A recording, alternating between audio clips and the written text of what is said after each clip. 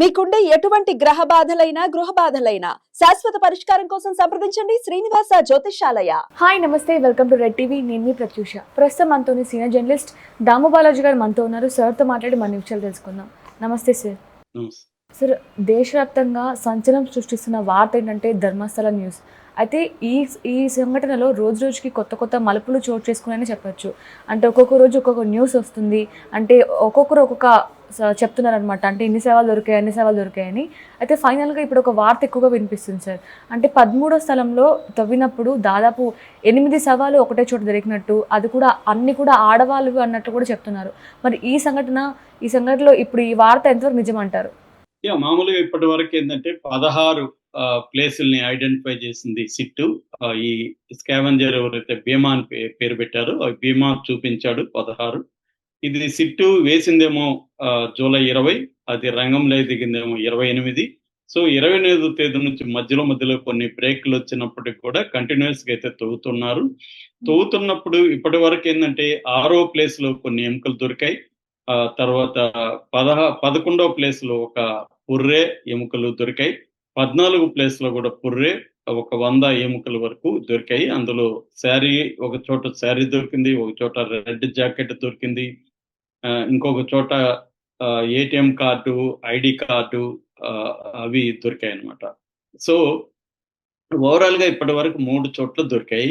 అయితే 13వ ప్లేస్ పక్కన పెట్టి 14, 15, 16 కూడా తవ్వారు.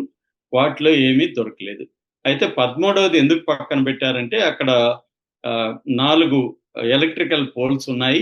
ఆ తర్వాత అది వెంటెడ్ డ్యామ్ దగ్గరగా ఉంది, మెయిన్ రోడ్ పక్కన ఉంది కాబట్టి అక్కడ తవ్వడం వల్ల ప్రాబ్లం అవుతుందని అక్కడికి ఏం చెప్పారంటే జిపిఆర్ అంటారు, గ్రౌండ్ పెనెట్రేటింగ్ రాడార్ అంటారు. ఈ గ్రౌండ్ పెనెట్రేటింగ్ రాడార్ ని తెప్పించడంలో ఆలస్యమైంది. అది మంగళవారం వచ్చింది. దాని తర్వాత టెస్ట్ చేశారు, నిన్న దాన్ని ఉపయోగించారు.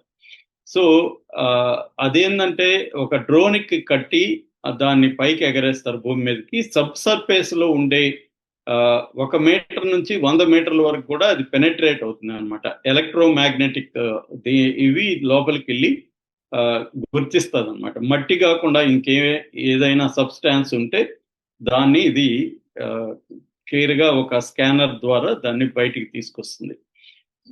దాని కానీ ఉన్నప్పుడు అప్పుడు దీన్ని తవ్వుదాం అనేది ఆలోచన.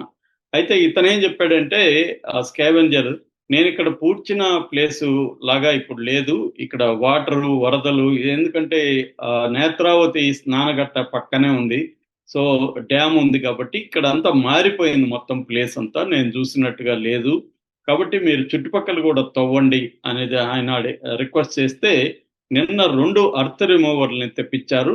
2 అర్త్ రిమూవర్లను తెప్పించి 32 అడుగుల వెడల్పు, 25 అడుగుల పొడవు, తర్వాత 16 అడుగుల డీపులో తవ్వారనమాట.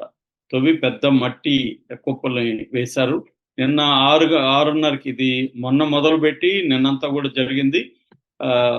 కొన్ని ఎముకలు దొరికాయి. ఎందుకంటే ఆయన ఏం చెప్తున్నాడంటే ఈ ప్లేస్ లోనే నేను 8 మంది, అంటే ఒకే దగ్గరగానే కాదు, ఆ ఏరియాలోనే 8 మంది అమ్మాయిల శవాలు నేను పూడ్చిపెట్టాను. 8 మంది కూడా టీనేజ్ అమ్మాయిలు అనేది అతను చెప్తున్నాడు. టీనేజ్ అమ్మాయిల శవాల్ని, వాళ్ళ ఒంటి మీద గాయాలున్నాయి, రేప్ చేసినట్టు కొన్ని గుర్తులు కూడా కనబడ్డాయి నాకు, కాబట్టి ఇది ఇంపార్టెంట్ ప్లేస్ అని చెప్పడంతోనే వాళ్ళు అర్త్ రిమూవర్స్ ని తెప్పించి ఇంత శ్రమ తీసుకొని చేశారు. అందులో చాలా ఎముకలు అవి అయితే బకెట్లలో కట్టి వాటిని సీల్ చేసి అయితే తీసుకుపోతున్న విజువల్స్ వైరల్ అయినాయి. కానీ అఫ్సెల్ గా అది 8 శవాలు దొరికాయా అనేది చెప్పలేదు. ఎందుకంటే క్లియర్ గా అస్థి పంజరాలు అనేవి క్లియర్ గా లేవు అనమాట. అవి ఊడిపోయి ఎముకలుగా మారిపోయినాయి. అది 8 శవాలు ఉండొచ్చేమో కానీ అది ఇప్పటికిప్పుడే చెప్పే పరిస్థితి లేదు. ఇవన్నీ కూడా బెంగళూరుకి ఎఫ్ఎస్ఎల్కి, ఫోరెన్సిక్ సైన్స్ ల్యాబ్కి తీసుకెళ్లారు.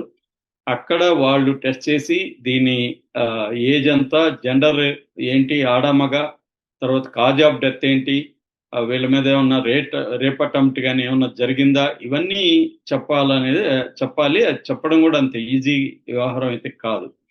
సో ఇది దానికి సంబంధించి. అయితే నిన్న ఇంకొక సంచలనమైన విషయం జరిగింది. అదేంటంటే కొత్తగా 2 సాక్షులు వచ్చారు. వాళ్ళు ఏం చెప్తున్నారంటే అందులో పురందర గౌడ అనే ఒక ఆయన వచ్చారు. పురందర గౌడ ఎవరంటే ఈ కేసులో ఇప్పటి వరకు మనకు మిస్ అయిన వాళ్ళు 4 ఉన్నారనమాట. ఒకరు పద్మలత, వేదవల్లి, సౌజన్య, అనన్య భట్. ఈ 4 వాళ్ళ బంధువులు క్లెయిమ్ చేశారు మిస్ అయినట్టుగా.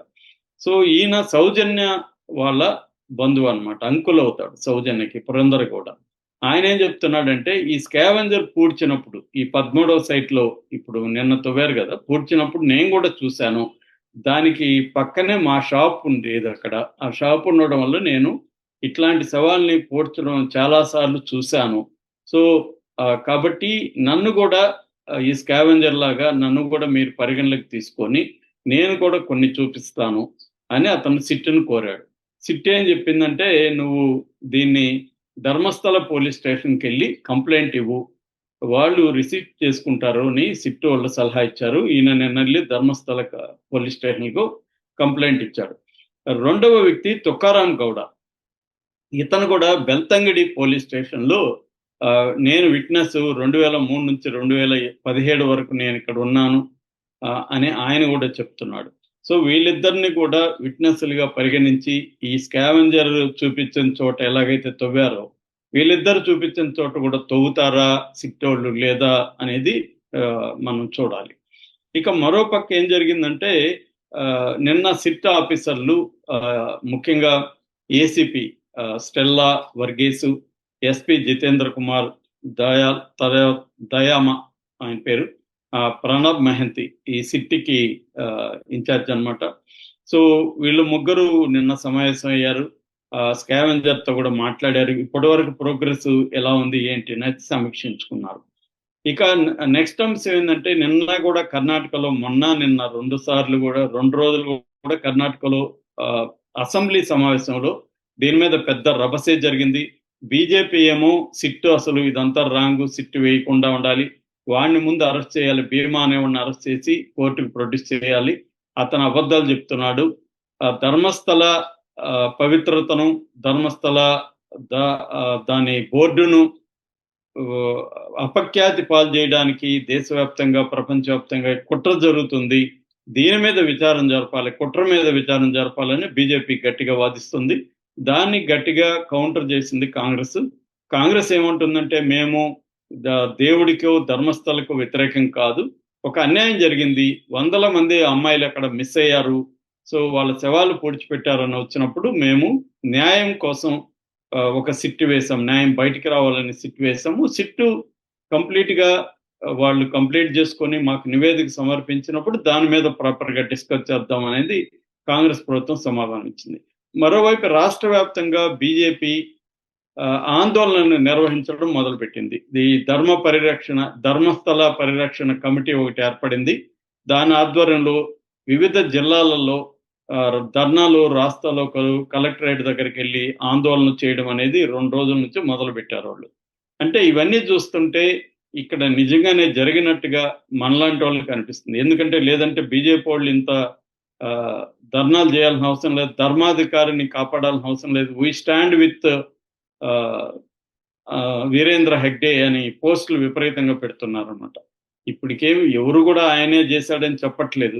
ఇదైతే మిస్సింగ్ పర్సన్స్ ఉన్నారు, ఆల్రెడీ సూయిసైడ్లు 251 మంది సూయిసైడ్ చేసుకున్నట్టుగా రికార్డులు అయితే ఉన్నాయి. అట్లాగే అన్నేచురల్ డెత్ కింద రికార్డులను 15 ఏళ్ల రికార్డులను ధ్వంసం చేశామని స్వయంగా బెల్తంగడి పోలీస్ స్టేషన్లో రిటర్న్ గా రాసిచ్చారు. సో నిన్న హ్యూమన్ రైట్స్ కమిషన్ కూడా 4 సభ్యుల బృందం ఢిల్లీ నుంచి వచ్చి వాళ్ళు కూడా తిరుగుతున్నారు. సో క్లియర్ గా ఏంటంటే ఇక్కడ సంథింగ్ అయితే హ్యాపెండ్. ఇది బయటకు వస్తుందని భయంతోనే బీజేపీ ఈ ధర్మస్థల పరిరక్షణ పోరాటాన్ని మొదలుపెట్టింది. ధర్మస్థలని ఎవరు ఇక్కడ అనట్లేదు, ధర్మస్థల అనే ప్లేస్ లో అమ్మాయిలు మిస్ అయ్యారు. దానికి కారణాలు ఏంటి, ఎంతమంది మిస్ అయ్యారు, ఎంతమంది మీద రేపులు జరిగాయి అనేది బయటికి రావాలి అనేది ఇప్పుడు ఎక్కువ మంది డిమాండ్ చేస్తున్నారు. Okay, thank you so much sir.